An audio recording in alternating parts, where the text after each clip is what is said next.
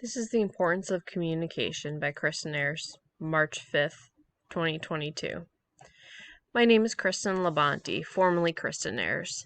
This is a picture of my husband, my kids, and myself, which was taken on our wedding 2/2/22, week 2 of this class. My new information hasn't been received by the Social Security office, so I can't change my name yet with the school, but I'm hoping to before graduation in this spring semester. I work at Greater Springfield Credit Union as a real estate lending supervisor. My presentation today is going to be covering the importance of communication within business. My goal is to help you understand the layers of communication and how to improve your communication skills to be a better supervisor. The importance of communication is a vital topic in any job, especially within a management environment. We are talking to people in all different levels of an organization inside and out. Myself, I communicate daily with coworkers, other managers, real estate agents, lawyers, IT people, and lots of customers. Each one of these people I interact with has a preferential way to communicate. Some prefer analytical. They tend to question how we got results in studies and question where information came from. Some people prefer intuitive. They ask questions like, what's the bottom line? They tend to not want to know details and would much prefer to just know the end result. People that are functional communicators are pretty much the opposite. They want to know all of the details and the order in which things are going to happen, and most importantly, why.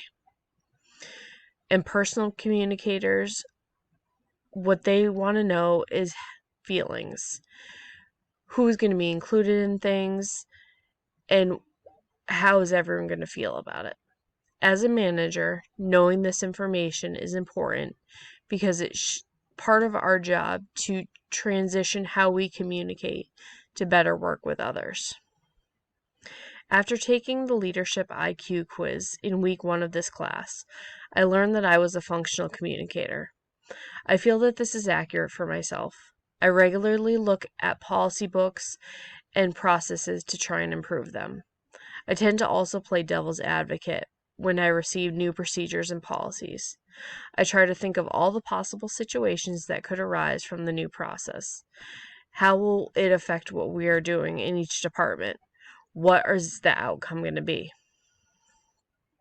Being a functional leader comes with its strengths and weaknesses when it comes to written and verbal communication.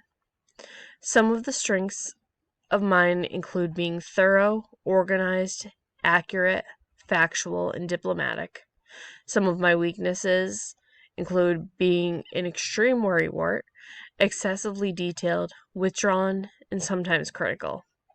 These weaknesses are something that I try to keep in the forefront of my mind to try and improve my communication skills. There are many ways you can improve your communication. Some include speaking with confidence. Speaking with confidence helps you build trust and command respect of your audience. This is not just how you talk, but the body language and the eye contact you have with your audience. Be clear and concise. Make sure you do not use any words that your audience may not understand. You want to be as clear as possible when trying to make your point. Consider your audience. Your audience needs context clues to guide them through the reading process. I volunteer at Junior Achievement. When I talk to a classroom full of second graders, the topics I choose to talk about are things like how to save money, what's a savings account, what's credit. When I talk to a bunch of adults who are trying to purchase homes, I'm able to use different dialect and different words because I know that they have a general basic understanding of what credit and savings is. Controlling your tone. What kind of tone do you have for what your intended audience is? I talk to my daughter regularly about her tone. It's not just what you say, but it's how you say it. Be results oriented. Being sure that your listener understands what your goal is through your presentation is important. For me, it could be sitting down with the member at my desk applying for a mortgage. I have a goal to make sure I answer all their questions and make the member comfortable as possible before they leave my office. Check for understanding. In oral communication, feedback is a core component of the communication model as we see it, hear it, and it takes less effort to access it. When you are the speaker, it's great to ask questions to listeners to make sure they understand. Looking for nonverbal cues in the audience can help as well. If you see people puzzled looks on their face, you may be able to stop and take a second and address any questions that they have. Another thing that is most important when improving your communication skills is being an active listener. Not only are you often speaking as a manager, but you're also a listener. There are 5 stages to active listening.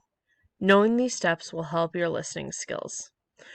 Receiving, not paying attention to the stimuli around you, and truly paying attention to the speaker and what they're saying. Understanding is the next step. This is when you learn about what the speaker means. You do this through paying attention to their tone, thoughts, and nonverbal communication through their interactions by the speaker. Remembering, this is when you often focus on the central idea and make sure that you absorb it. Organize what you hear. Try to summarize the main points of what you just listened to.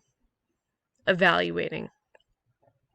When you're the active listener, decides how important the information is and if they agree or disagree with it. Responding is when the receiver completes the process through verbal or nonverbal feedback. It's important for your audience to know that you not only heard them, but you really understand what they're saying. These are some tips for active listening, including looking at the speaker, paying attention to what they're saying. Don't talk when they're talking. If you do, you could possibly miss something important. Ask questions. Usually people presenting appreciate questions. Asking a question can help an active listener get a better understanding of what the presenter is trying to say. Following directions is something else that shows that you're actively listening. Last but not least, visualize what is being said. This can help you remember the point the speaker is trying to make. Being aware of nonverbal cues is something else that is great to focus on when talking about communication. You can tell much by your audience in the faces they're making, such as a confused face, like I'd mentioned before, or their arms crossed, jumping up and down for joy. You can understand how communication can often be read. Paying attention to things can help you tailor what you're saying to make the best of a conversation possible. Your Brain on Communication is very interesting TED Talks regarding storytelling and how the brain transmits ideas from the speaker to the listener. I've added the direct link to watch this on the slide below. How you tell stories affects how listeners absorb information. According to Yuri Hansen, only when we use full, engaging, coherent stories does the information get deeper into the parts of the brain for better understanding of the story. Overall, communication is one of the most important factors in business. As managers, it is imperative that we look and work extremely hard to ensure that we are being as clear and concise as possible when talking to coworkers, third-party vendors, and customers to ensure the best results. I hope I have given you some tips and ideas through my presentation to help you become the best manager you can be.